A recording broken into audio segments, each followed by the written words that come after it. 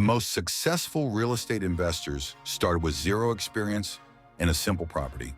They didn't wait until they knew everything. My multifamily journey started with a small 3-unit building over 5 years ago. Had no clue what I was doing, especially as compared to now. But here's what matters. I had enough savings to cover 6 months of expenses and unexpected repairs. That safety net was my secret weapon. When the water heater broke in Unit 2, I didn't panic.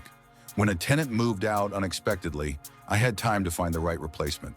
The property wasn't perfect, the returns weren't massive, but it was my learning laboratory. Each problem taught me something new. Every repair made me smarter about maintenance. Each tenant interaction improved my management skills. Now I own multiple multifamily properties and have a management company to help new investors. But that first small multifamily, that's where I learned everything that matters. The real lessons come from doing, not endless research. Here's the truth about real estate investing.